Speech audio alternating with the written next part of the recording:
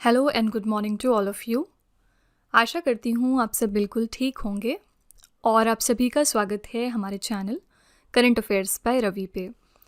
तो ये है हमारी डेली करंट अफेयर्स की क्लासेस और यहाँ पर हम हर दिन मोस्ट इम्पॉर्टेंट टॉप 12 न्यूज़ को डिस्कस करते हैं along with the explanation and revision. ठीक है, तो आज की क्लास में हम बात करेंगे 10 फरवरी 2026 के 12 मोस्ट इम्पॉर्टेंट करंट अफेयर्स के बारे में। फ्रेंड्स, अगर आप इनमें से किसी भी एग्जाम की तैयारी कर रहे हैं तो ये जो हमारे करंट अफेयर्स के सेशंस हैं ये आपको आपकी प्रिपरेशन में बहुत हेल्प करने वाले हैं, क्योंकि हम इन्हीं एग्जाम्स को टारगेट करते हैं। इसके अलावा अगर आप पहली बार हमारे चैनल को विजिट कर रहे हैं तो यहाँ पर आप फीडबैक देख सकते हैं हमारे स्टूडेंट्स का। जिन लोगों ने भी रेगुलरली हमारे चैनल को फॉलो किया है उनको करंट अफेयर्स में बहुत हेल्प मिली है। तो अगर आप पहली बार आ रहे हैं हमारे चैनल पर तो कम से कम 10 दिन का ट्रायल देकर ज़रूर देखिएगा। इसका रिजल्ट आप अपने मॉक टेस्ट और एग्जाम्स में देखेंगे कि किस तरह से करंट अफेयर्स पर आपकी ग्रिप मजबूत होती जाएगी और इसमें ओवरऑल जो आपका स्कोर है वो बेहतर होगा। ठीक है, अगर आप करंट अफेयर्स में अच्छा स्कोर करेंगे तो डेफिनेटली हर पेपर में फिर आपका स्कोर इंप्रूव होता जाएगा। और आप जानते हैं कि कॉम्पिटिशन बहुत ज़्यादा है, एक एक नंबर की कितनी ज़्यादा मारामारी है, लोगों की रैंक कहाँ से कहाँ पहुँच जाती है। तो क्योंकि करंट अफेयर्स कॉमन सब्जेक्ट है इन सभी पेपर्स में, तो आपको बहुत अच्छे से प्रिपेयर करना चाहिए ये टॉपिक। ठीक है, तो फ्रेंड्स विद दिस नोट चलिए हम आज की क्लास अपनी स्टार्ट कर लेते हैं। और हमेशा की तरह हम शुरुआत करेंगे क्विक रिवीजन के साथ, यानी कि हमने एक दिन पहले जो करंट अफेयर्स 12 किए होते हैं उनको यहाँ पर हम वन लाइनर फॉर्मेट में दोबारा से रिवाइज करते हैं। तो कल का फ्रेंड्स हमने पहला क्वेश्चन किया था, प्रोजेक्ट चीता के तहत 28 फरवरी 2026 को किस अफ्रीकी देश से 8 चीतों को मध्य प्रदेश के कूनो नेशनल पार्क में लाया जा रहा है। तो ये चीते हम बोत्सवाना देश से ला रहे हैं। कहाँ पर रखा जा रहा है? कूनो नेशनल पार्क में। कहाँ पर है ये? मध्य प्रदेश में। ठीक है, एक दिन का अंडर 19 पुरुष विश्व कप 2026 का खिताब किस देश ने जीता है? तो यहाँ पर भारत इसमें विनर था। किस देश को हराकर हमने ट्रॉफी जीती है? तो इंग्लैंड देश को। और ये इवेंट हुआ है नामीबिया और जिम्बाब्वे में और ये इसका 16वां संस्करण था। किस राज्य सरकार ने बेरोजगार युवाओं के लिए बांग्लार युवा साथी योजना की शुरुआत करने की घोषणा कर दी है? तो पश्चिम बंगाल की सरकार ने यह अनाउंसमेंट की है। नेक्स्ट फरवरी 2026 में उधमपुर के बसंतगढ़ वन क्षेत्र में भारतीय सेना द्वारा चलाए गए आतंकवाद विरोधी अभियान का कोड नेम क्या रखा गया था? इसका नाम था ऑपरेशन किया। नेक्स्ट फरवरी 2026 में हरियाणा के हिसार जिले में स्थित किस हड़प्पा स्थल पर खुदाई के दौरान हमें मिट्टी की खाना खाने की मेज़ और चूल्हे के अवशेष मिले हैं? तो ये हमें राखी गढ़ी से मिले हैं।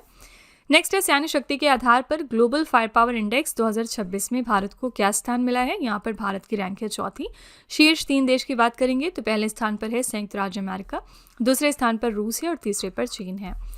नेक्स्ट है मिलानो कोर्टिना शीतकालीन ओलंपिक 2026 में किस भारतीय एथलीट ने ओलंपिक मशाल का यहाँ पर नेतृत्व किया था? तो ये हैं अभिनव बिंद्रा।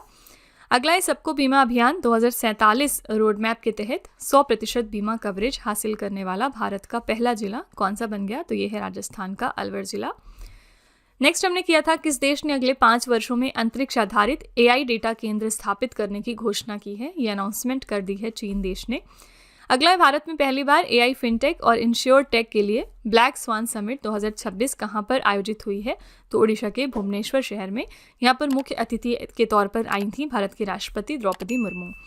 नेक्स्ट है फरवरी 2026 में केंद्र सरकार, नागालैंड सरकार और किस संगठन के बीच फ्रंटियर नागालैंड टेरिटोरियल अथॉरिटी के गठन के लिए त्रिपक्षीय समझौता हो गया है? तो ईस्टर्न नागालैंड पीपल्स ऑर्गेनाइजेशन के साथ। नेक्स्ट है अमेरिकी राष्ट्रपति डोनाल्ड ट्रंप ने फरवरी 2026 में 12 अरब डॉलर की लागत वाली प्रोजेक्ट वॉल्ट पहल की घोषणा कर दी है और ये किससे संबंधित है? तो ये कोबाल्ट, लिथियम और दुर्लभ मृदा तत्व से संबंधित है। ठीक है, तो फ्रेंड्स ये थे हमारे कल के क्वेश्चंस। अगर आप इनको और अच्छे तरीके से समझना चाहते हैं, हर क्वेश्चन की डिटेलिंग जानना चाहते हैं, तो आप हमारा कल का लेक्चर ज़रूर रेफर करिएगा। वहाँ पर हमने हर क्वेश्चन को बहुत ही इत्मीनान के साथ अच्छे तरीके से डिस्कस किया था। ठीक है, बाकी चलिए अब आपका बिना टाइम लेते हुए आज की क्लास पर हम अपने आते हैं। आज का पहला प्रश्न है, किस टीम ने 79th एडिशन की संतोष ट्रॉफी का खिताब जीत लिया इस साल? तो 79th एडिशन संतोष ट्रॉफी का कंक्लूड हो गया है और इस साल ये टाइटल जीता है सर्विसेज टीम ने। ठीक है, ए ऑप्शन यहाँ पर करेक्ट है। असम के ढाकुआ खाना स्टेडियम में खेले गए फाइनल्स में सर्विसेज ने केरल को 1-0 से हराकर संतोष ट्रॉफी के 79 राष्ट्रीय फुटबॉल चैंपियनशिप का खिताब जीत लिया। ये सर्विसेज का 8वां संतोष ट्रॉफी खिताब है। ठीक है, 79th एडिशन की ये जो संतोष ट्रॉफी थी ये कहाँ पर हुई थी? असम राज्य में, ठीक है। तो वेन्यू आपको ध्यान में रखना है। फाइनल्स किसने जीता है? सर्विसेज ने। किसको हराकर? ये याद रखिएगा, केरला टीम को, ठीक है। दूसरी इंपॉर्टेंट बात कभी कभी ये पूछ ली जाती है कि ये जो ट्रॉफी है ये किस खेल से रिलेटेड है, तो आपको याद रखना है कि ये फुटबॉल से एक एसोसिएटेड ट्रॉफी का नाम है, ठीक है। कई बार स्टार्टिंग जीके के फॉर्म में इस तरह के क्वेश्चंस आपके एग्जाम में पूछे गए हैं, जैसे कि कुछ ट्रॉफी हम एक बार डिस्कस कर लेते हैं। पहली यहाँ पर इंपॉर्टेंट ट्रॉफी है आपकी दुलीप ट्रॉफी। ये किस खेल से रिलेटेड है? आपको याद रखना है, ये क्रिकेट से एसोसिएटेड है, ठीक है। और यहाँ पर कुछ और ट्रॉफी जो क्रिकेट से एसोसिएटेड हैं, तो पहली आपकी दुलीप ट्रॉफी हो गई, दूसरी यहाँ पर हो गई ईरानी ट्रॉफी, और तीसरी यहाँ पर हो गई रणजी ट्रॉफी। रणजी ट्रॉफी बहुत ज़्यादा एग्जाम में पूछी गई ट्रॉफी का नाम है, ठीक है। दूसरी हम बात करेंगे यहाँ पर फुटबॉल ट्रॉफीज़ की। तो पहला है आपका ड्यूरेंट कप। ये भी एग्जाम में बहुत बार पूछा गया है कि ड्यूरेंट कप किस खेल से संबंधित है। आपको ध्यान में रखना है कि ये फुटबॉल से रिलेटेड है। इसके बाद दूसरा इंपॉर्टेंट कप है आपका रॉबर्ट्स कप। ये भी आपका फुटबॉल से एसोसिएटेड है, ठीक है। क्वेश्चन नंबर 2 पे चलते हैं। ग्लोबल साउथ में पहला वैश्विक एआई इम्पैक्ट शिखर सम्मेलन 2026 कहाँ पर आयोजित किया जा रहा है? कोई भी इवेंट अगर पहली बार होगा तो वो आपके एग्जाम के लिए डबल इंपॉर्टेंट है, ठीक है। तो ये पहला एडिशन है ग्लोबल एआई इम्पैक्ट समिट का इस साल, और ये कहाँ पर इस साल हो रहा है? तो आंसर यहाँ पर हो जाएगा भारत की नई दिल्ली में। बी ऑप्शन यहाँ पर करेक्ट है। सम्मेलन का शीर्षक रखा गया है global India AI impact summit. ये शिखर सम्मेलन 16 से 20 फरवरी तक भारत मंडपम नई दिल्ली में चलेगा। इसका आयोजन जो है वो इलेक्ट्रॉनिक्स और सूचना प्रौद्योगिकी मंत्रालय यानी ministry of electronics and IT द्वारा किया जा रहा है। और ये सम्मेलन 3 मुख्य सिद्धांतों पर आधारित है, PPP यानी कि पीपल, प्लैनेट एंड प्रोग्रेस, ठीक है। तो आपको ध्यान में रखना है कि ये पहला ग्लोबल एआई इम्पैक्ट समिट है जो कि ऑर्गेनाइज हो रहा है भारत के नई दिल्ली में, ओके। ऑप्शन में यहाँ पर आपके पास ब्राज़ील है। ब्राज़ील देखते साथ आपको स्ट्राइक करना चाहिए कि ब्राज़ील में कौन सा इंपॉर्टेंट इवेंट हुआ था लास्ट साल? COP30, ठीक है। 2025 में ब्राज़ील के बेलेम शहर में ये ऑर्गेनाइज किया गया था। इसी के साथ COP31 और 32 भी रिवाइज कर लेते हैं। COP31 जो है वो 2026 में होगा। कहाँ पर होगा? टर्की देश में। पहले टर्की और ऑस्ट्रेलिया के बीच में बिड चल रही थी, लेकिन फाइनली टर्की में अब ये इवेंट होगा। और COP32 अगले साल 2027 में होगा, और कहाँ पर होगा? एथियोपिया देश में, ठीक है। एथियोपिया देखते ही आपको याद आना चाहिए कि एथियोपिया ने अपना हाईएस्ट सिविलियन ऑनर दिसंबर 2025 में किसको दिया था? हमारे प्राइम मिनिस्टर नरेंद्र मोदी जी को। फ्रेंड्स, इसी तरह से आपको रिलेट और कनेक्ट करके चीज़ों को ध्यान में रखना होता है, ठीक है। करंट अफेयर्स को पढ़ने का सिर्फ यही एक तरीका है कि आप चीज़ों को रिलेट करके याद रखने की कोशिश किया करिए। अदरवाइज रोज़ नई नई न्यूज़ आ रही हैं, आप कितना इस तरह से याद रखेंगे, राइट। तो चीज़ों को थोड़ा सा कनेक्ट करने की कोशिश किया करिए। यहाँ पर अगर आपने जापान देखा तो आपको याद आना चाहिए कि जापान में पहली बार एक फीमेल प्राइम मिनिस्टर अपॉइंट हुई हैं, और इनका नाम आपको पता होना चाहिए, ये हैं सने तकाइची, ठीक है। इस तरह से आपको चीज़ों को ध्यान में रखना है। चाइना यहाँ पर ऑप्शन में है, तो आपको याद आना चाहिए कि यहाँ पर SCO समिट हुई थी 2025 की।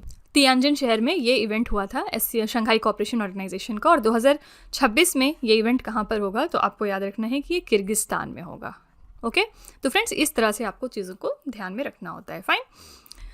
एनीवेज, यहाँ पर हम शिखर सम्मेलन थोड़े से रिवाइज कर लेते हैं। चलिए, 2025 और 26 के विश्व आर्थिक मंच का 56वां वार्षिक सम्मेलन कहाँ पर होगा? स्विट्जरलैंड के दावोस में। 52वां G7 शिखर सम्मेलन होगा फ्रांस शहर में। 18वां ब्रिक्स शिखर सम्मेलन हो रहा है भारत में। और जो 17वां ब्रिक्स शिखर सम्मेलन था वो किसने होस्ट किया था? ब्राज़ील ने लास्ट ईयर, ठीक है। अंतर्राष्ट्रीय नवीकरणीय ऊर्जा एजेंसी की 16वीं बैठक हुई है UAE के अबू धाबी में। दूसरी इंटरनेशनल ओलंपिक रिसर्च कॉन्फ्रेंस 2026 हुई है भारत में। राष्ट्रीय वस्त्र मंत्री सम्मेलन 2026 ऑर्गेनाइज किया गया गुवाहाटी में। वीमर ट्रायंगल प्रारूप में विदेश मंत्री स्तरीय बैठक हुई है फ्रांस के पेरिस शहर में। आपको बताना है कि वीमर ट्रायंगल में कौन कौन से देश आते हैं, कमेंट में बताइएगा। भारत विद्युत शिखर सम्मेलन हुआ है नई दिल्ली में। संयुक्त राष्ट्र जैव विविधता सम्मेलन 2026 ऑर्गेनाइज किया गया आर्मेनिया के यरेवन में। भ्रष्टाचार के खिलाफ संयुक्त राष्ट्र कन्वेंशन का 11वां सम्मेलन हुआ है कतर के दोहा शहर में। ग्लोबल आर्टिफिशियल इंटेलिजेंस शो 2025 हुआ है अबू धाबी में, जो कि संयुक्त अरब अमीरात में है। संयुक्त राष्ट्र पर्यावरण सभा की 7वीं बैठक हो रही है केन्या के नायरोबी में। और विश्व दूरसंचार विकास सम्मेलन हुआ है अजरबैजान के बाकू शहर में, ठीक है। तो फ्रेंड्स, ये आपके कुछ इंपॉर्टेंट शिखर सम्मेलन हैं जिनके वेन्यू आपको ध्यान में रखने पड़ेंगे। यहाँ से कोई भी क्वेश्चन आपके एग्जाम में पूछा जा सकता है। क्वेश्चन नंबर 3 है, उन्नत एंटी ड्रोन सुरक्षा प्रणाली की तैनाती करने वाला भारत का पहला बंदरगाह कौन सा बन गया है? फर्स्ट पोर्ट कौन सा है इंडिया का जिसने advanced anti drone security system को अपने पोर्ट पर डिप्लॉय कर दिया है? ऐसे करने वाला पहला पोर्ट बन गया है तमिलनाडु का VO चिंदबरनार पोर्ट, ठीक है। डी ऑप्शन यहाँ पर करेक्ट है। VO चिंदबरनार पोर्ट तमिलनाडु के तूतुकुड़ी में एक बंदरगाह है। ये भारत का पहला पोर्ट बना जहां एंटी ड्रोन सिस्टम की तैनाती हो रही है। ये जो सिस्टम है ये अनमैन्ड एरियल व्हीकल को पहचानने और निष्क्रिय करने के लिए रेडियो फ्रिक्वेंसी और रडार तकनीकों का प्रयोग करता है। तो लेटेस्ट जो हमारी साइंस की टेक्नोलॉजीज़ हैं वो यूज़ करेगा ये सारा सिस्टम। ये प्रणाली 5 किलोमीटर की सीमा तक 360 डिग्री कवरेज प्रदान करती है, यानी 5 किलोमीटर के रेडियस तक ये जो सिस्टम है ये 360 डिग्री व्यू अपना रखने वाली है। ठीक है, तो फ्रेंड्स यहाँ पर करेक्ट आंसर है तमिलनाडु का VO चिंदबरनार पोर्ट। ये फर्स्ट पोर्ट बन गया इंडिया का जिसने अपने यहाँ पर एक advanced anti drone security system deploy कर दिया है। पोर्ट से अब आपको तुरंत याद आना चाहिए कि कौन सा हमारा पोर्ट है जो हाल ही में cleanest port of the year बन गया है एज पर द स्वच्छता पखवाड़ा 2025। करेक्ट आंसर यहाँ पर हो जाएगा पारादीप पोर्ट। ठीक है, पारादीप पोर्ट कहाँ पर है? तो इसकी लोकेशन है ओडिशा राज्य। और आपको ध्यान में रखना है कि ये जो पोर्ट है ये हमारा cleanest port of the year बना है स्वच्छता पखवाड़ा 2025 के अकॉर्डिंग। फाइन, तो ये भी एक इंपॉर्टेंट आपका करंट अफेयर्स है। नेक्स्ट है विश्व दलहन दिवस 2026 हमने कब मनाया? तो वर्ल्ड पल्सेस डे हर साल हम सेलिब्रेट करते हैं 10 फरवरी को। ए ऑप्शन यहाँ पर करेक्ट हो जाएगा। विश्व दलहन दिवस हर साल 10 फरवरी को मनाया जाता है।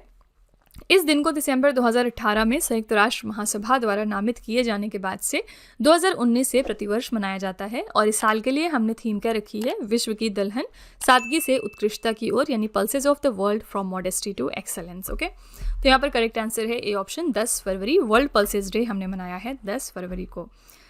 यहाँ पर ऑप्शन में है 11 फरवरी। इस दिन हम एक खास डे मनाते हैं और ये कौन सा दिन होता है? International day of women and girls in science. ठीक है, मतलब हम मोटिवेट करते हैं फीमेल्स को साइंस के सेक्टर में आने के लिए, और ऑलरेडी जो लोग इस सेक्टर में हैं उनको हम प्रेस करते हैं। ठीक है, तो international day of women and girls in science होता है आपका 11 फरवरी को। फरवरी से 2 इंपॉर्टेंट डेज ज़रूर आपसे पूछे जाते हैं। पहला है 2 फरवरी को और चौथा है 4 फरवरी को।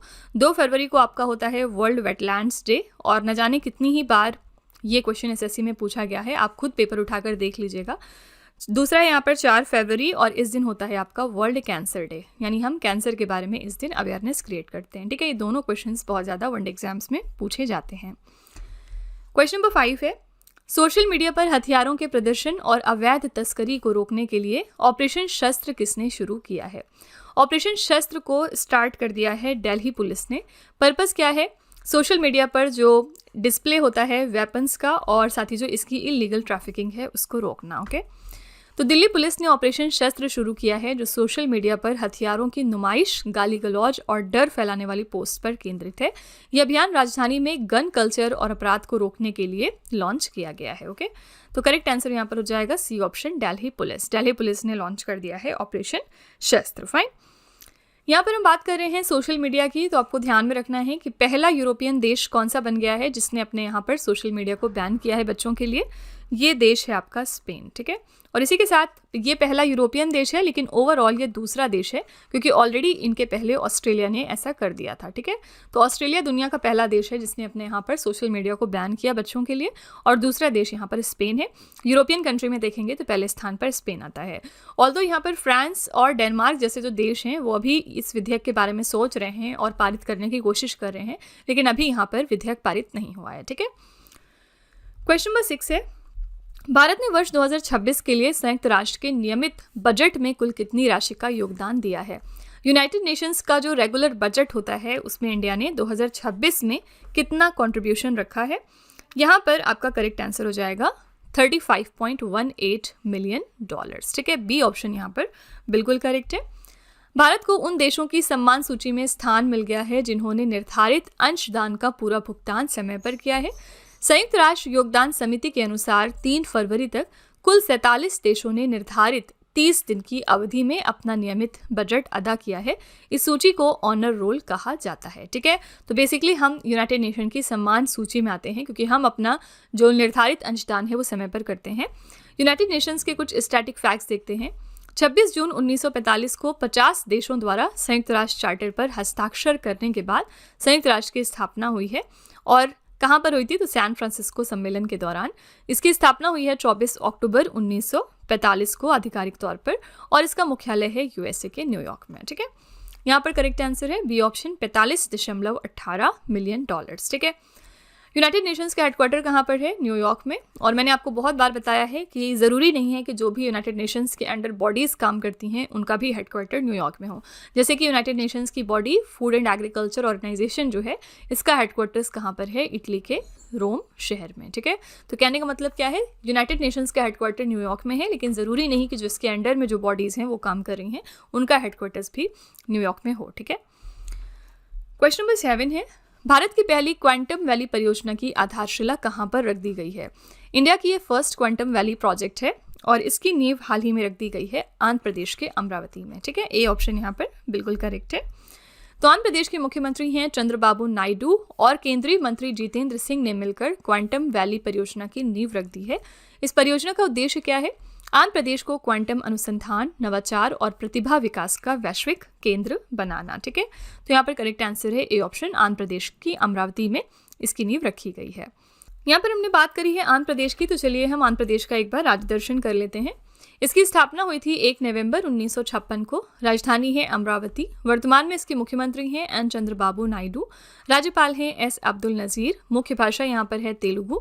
लोकसभा में इसकी 25 सीटें हैं, राज्यसभा में 11 और विधानसभा में 175 सीटें हैं। पड़ोसी राज्य इसके कुल 4 हैं, तेलंगाना, तमिलनाडु, कर्नाटक और उड़ीसा। राज्य पक्षी यहाँ पर है नीलकंठ यानी कि इंडियन रोलर। राज्य पशु है काला हिरन यानी ब्लैक बग। राज्य वृक्ष है नीम और राज्य फूल है चमेली। ठीक है, राजकीय खेल है कबड्डी। राष्ट्रीय उद्यान फेमस कौन से हैं यहाँ पर? श्री वेंकटेश्वर राष्ट्रीय उद्यान, दूसरा है पापीकोंडा राष्ट्रीय उद्यान। प्रमुख झील हैं कोलेरू झील और पुलिकट झील। ठीक है, तो ये आपका हो गया आंध्र प्रदेश राज्य दर्शन। यहाँ से कोई भी स्टैटिक फैक्ट जो है वो एग्जाम में पूछा जा सकता है। क्वेश्चन नंबर 8 है, किस देश ने SAFF अंडर 19 महिला फुटबॉल चैंपियनशिप 2026 का खिताब जीत लिया है? तो यहाँ पर SAFF under 19 women's football championship 2026 का टाइटल जीता है भारत ने। बी ऑप्शन करेक्ट हो जाएगा। नेपाल के पोखरा रंगशाला स्टेडियम में खेले गए SAFF अंडर 19 महिला फुटबॉल चैंपियनशिप के फाइनल मुकाबले में भारत ने बांग्लादेश को 4-0 से हराकर ये खिताब जीत लिया है। SAFF का फुल फॉर्म क्या है? South Asian football federation.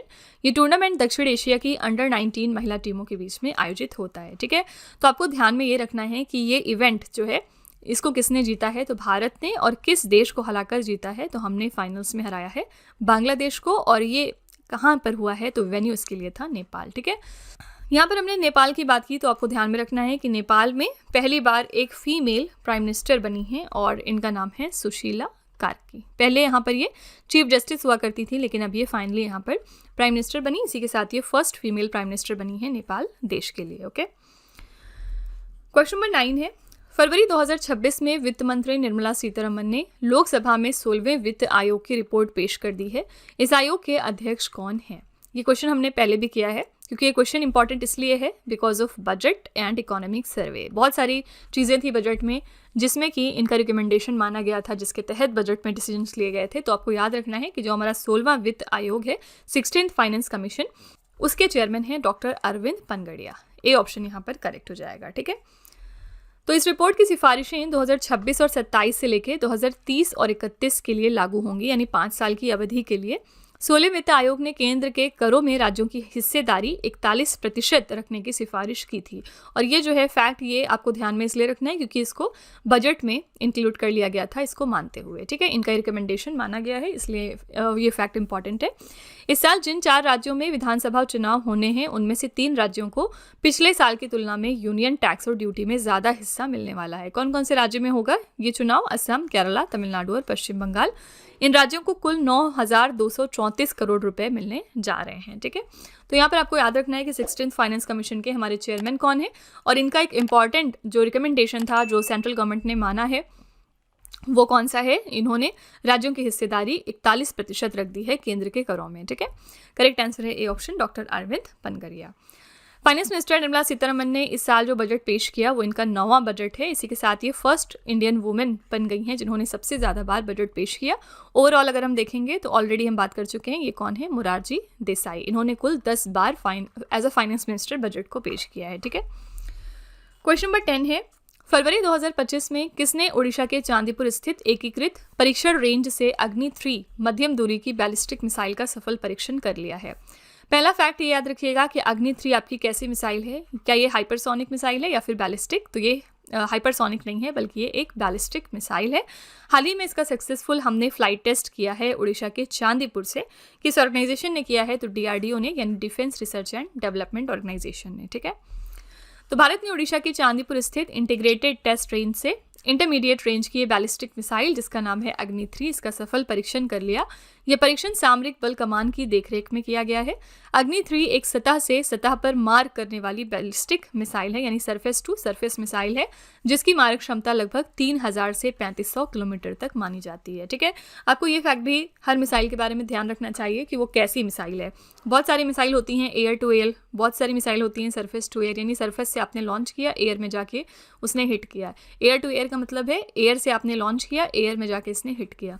ये सरफेस टू सरफेस है, यानी कि अगर ये सरफेस है आपका, तो सरफेस से यहाँ पर लॉन्च हुई और दूसरे सरफेस पर इसने हिट किया। ठीक है, तो दो बातें याद रखिएगा, ये सरफेस टू सरफेस मिसाइल है आपकी, और दूसरी बात ये कि ये एक तरह की बैलिस्टिक मिसाइल है। फाइन, यहाँ पर अक्टूबर 2025 का एक इंपॉर्टेंट करंट अफेयर्स है नॉर्थ कोरिया से। नॉर्थ कोरिया ने अपनी एक बहुत ही पावरफुल मिसाइल लॉन्च की थी, जिसका नाम था वेसॉन्ग 20। आपसे एग्जाम में पूछ सकते हैं कि वेसॉन्ग 20 किस देश की मिसाइल है? तो नॉर्थ कोरिया देश की। इसके पहले इन्होंने वेसॉन्ग 18 ऑलरेडी लॉन्च करी हुई थी, और ये जो वेसॉन्ग 20 इन्होंने डेवलप की है, ये 40% ज़्यादा पावरफुल है इस मिसाइल से। ठीक है, तो बस सिंपली याद रखिएगा कि जो वेसॉन्ग की मिसाइल्स लॉन्च हो रही हैं वो कौन सा देश कर रहा है? तो आंसर हो जाएगा नॉर्थ कोरिया। क्वेश्चन नंबर 11 है, केरला के बाद व्यापक राज्य स्तरीय पक्षी एटलस प्रकाशित करने वाला भारत का दूसरा राज्य कौन सा बन गया है? तो कौन सा दूसरा राज्य है केरला के बाद जिसने पब्लिश किया है एक कॉम्प्रिहेंसिव स्टेट लेवल का बर्ड एटलस? यहाँ पर आपका करेक्ट आंसर हो जाएगा बी ऑप्शन, गोवा राज्य। ठीक है, तो गोवा के 9वें पक्षी महोत्सव के दौरान बर्ड एटलस ऑफ गोवा जारी कर दिया गया है। पक्षी एटलस एक वैज्ञानिक दस्तावेज होता है जिसमें ग्रिड आधारित सर्वेक्षणों से पक्षी प्रजातियों के वितरण और संख्या का मानचित्रण किया जाता है।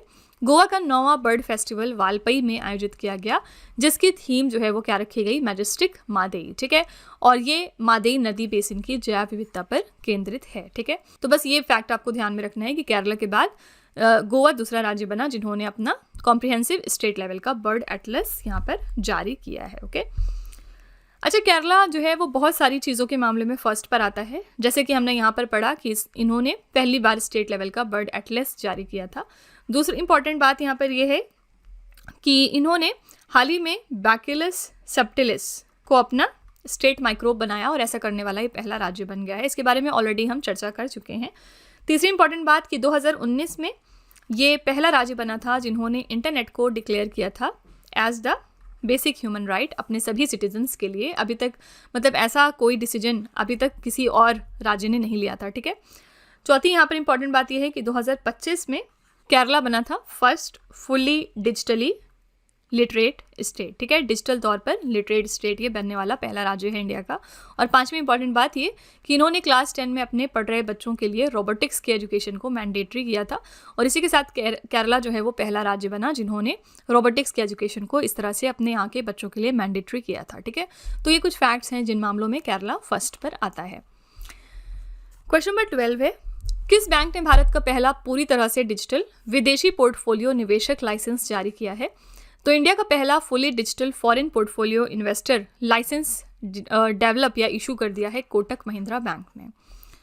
तो कोटक महिंद्रा बैंक ने देश का पहला पूरी तरह digital foreign portfolio investor licence जारी किया। ये क्या होता है ये लाइसेंस? तो फॉरेन पोर्टफोलियो इन्वेस्टर लाइसेंस विदेशी निवेशकों को भारतीय शेयरों, बॉन्ड और अन्य प्रतिभूतियों में निवेश की अनुमति देता है। ठीक है, तो पहली बार ये इंडिया का पहला fully digital foreign portfolio investor licence जारी हुआ है, और जारी करने वाले बैंक का नाम है कोटक महिंद्रा बैंक। ठीक है, स्टेट बैंक ऑफ इंडिया की बात करेंगे तो यहाँ पर एक रीसेंट अपॉइंटमेंट का क्वेश्चन है जो आपको ध्यान में रखना है। नए MD SBI में अभी हाल फिलहाल दिसंबर 2025 में बने थे, और इनका नाम है मिस्टर रवि रंजन। ये हमारे नए MD हैं स्टेट बैंक ऑफ इंडिया में। ठीक है, तो फ्रेंड्स बताने को तो बहुत कुछ होता है, अगर मेरा बस चले तो मैं आपको 1 घंटे तक भी इस तरह से रिलेट और कनेक्ट करके पढ़ाते रहूँ, लेकिन क्योंकि यहाँ पर एक टाइम लिमिट होती है तो उस टाइम लिमिट को ध्यान में रखते हुए मुझसे जितना पॉसिबल होता है मैं आपको पढ़ाने की कोशिश करती हूँ। बहुत सारे लोग कहते हैं कि लेक्चर बहुत बड़ा जा रहा है, लेकिन अगर आपको अच्छा इनपुट चाहिए, अगर आप चाहते हैं कि आपकी टाइम की वैल्यू हो और आप जितना टाइम दे रहे हैं उसमें आपको बेस्ट कंटेंट मिले, तो थोड़ा सा तो फिर मैनेज करना पड़ता है, थोड़ा सा एडजस्ट करना पड़ता है, थोड़ा बहुत कभी कभी टाइम ऊपर हो जाता है बताने के चक्कर में। अदरवाइज़ आपको सिर्फ 12 क्वेश्चंस कराने हों तो सिर्फ 12 मिनट्स लगेंगे क्वेश्चन आंसर कराने में। तो क्योंकि हमारे चैनल पर रिवीजन हम कराते हैं, रिवीजन पे फोकस करते हैं, चीज़ों को कनेक्ट और रिलेट करके पढ़ाना सिखाते हैं, तो इसलिए थोड़ा सा टाइम लगता है। ठीक है, तो फ्रेंड्स एनीवेज चलिए आपके टेस्ट पर चलते हैं। लास्ट में हम आपके लिए 3 क्वेश्चन का एक छोटा सा टेस्ट रखते हैं। आज का पहला प्रश्न है, सोशल मीडिया पर हथियारों के प्रदर्शन और अवैध तस्करी को रोकने के लिए ऑपरेशन शस्त्र को किसने शुरू किया। दूसरा प्रश्न है, किस देश ने SAFF अंडर-19 महिला फुटबॉल चैंपियनशिप 2026 का खिताब जीत लिया है।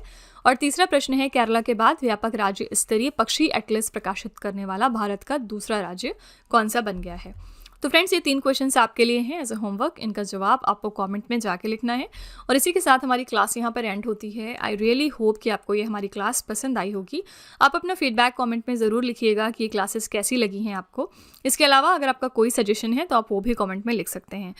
तो फ्रेंड्स इसी तरह के बेस्ट क्वालिटी कंटेंट और अच्छी प्रिपरेशन के लिए आप हमारे चैनल के साथ जुड़े रहिए। मिलते हैं अगली क्लास में एक और इम्पॉर्टेंट टॉपिक के साथ। Till then stay tuned. Thank you so much for watching. Also don't forget to like, share and subscribe our channel. तो फ्रेंड्स स्टार्ट करने से पहले बस यहाँ पर एक छोटी सी इन्फॉर्मेशन है आपके लिए। 2026 के लिए जो हमारी जनवरी मंथ की करंट अफेयर्स की ई बुक है वो वेबसाइट पर लॉन्च हो चुकी है। और इसके अलावा अगर आपको पिछले 1 साल की करंट अफेयर्स का ई बुक चाहिए जिसमें जनवरी से लेकर दिसंबर 2025 तक के सारे इंपॉर्टेंट करंट अफेयर्स हों, तो ये वाली ब्रह्मास्त्र PDF भी आपको मिल जाएगी हमारी वेबसाइट www.ravibooks.pdf.com पर। ये छोटा सा सैम्पल है हमारी जनवरी मंथ की करंट अफेयर्स की ई बुक का। आप यहाँ पर देख सकते हैं कि 500 से ज़्यादा प्रश्न हमने डिस्कस किए हैं। और हर प्रश्न की हमारी खासियत ये है कि हर प्रश्न में हम यहाँ पर highlights, important point, static GK और पिक्चर्स का इस्तेमाल करते हैं ताकि आपको प्रॉपर अंडरस्टैंडिंग हो सके। साथ ही यहाँ पर और भी हमारी ई बुक के फीचर्स हैं, जैसे कि ये डाउनलोडेबल हैं, प्रिंटेबल हैं और 80 से ज़्यादा इसमें पेजेस हैं। ठीक है, तो अगर आप इंटरेस्टेड हैं, अगर आप हमारी इन ई बुक्स को परचेज़ करना चाहते हैं तो ये वेबसाइट है, आप यहाँ पर जाकर इनको ज़रूर चेकआउट कर लीजिएगा। इसके अलावा ये है हमारा मोबाइल एप्लीकेशन जिसका नाम है रवि स्टडी ऐप। इसमें भी आपको बहुत सारे फीचर्स मिलेंगे, जैसे कि GS की टेस्ट सीरीज़ है यहाँ पर। इस वीडियो का फ्री PDF यहाँ पर आपको मिल जाएगा। GS के नोट्स हैं, करंट अफेयर्स की टेस्ट सीरीज़ आप यहाँ पर लगा सकते हैं, फ्री टेस्ट यहाँ है और भी बहुत कुछ। तो आप इस एप्लीकेशन को प्ले स्टोर पर जाकर अपने फ़ोन में इंस्टॉल कर सकते हैं और इसको फर्दर एक्सप्लोर कर सकते हैं। ये एप्लीकेशन आपको आपकी प्रिपरेशन में बहुत हेल्प करने वाला है। तो फ्रेंड्स विद दिस नोट चलिए वीडियो को कंटिन्यू कर लेते हैं।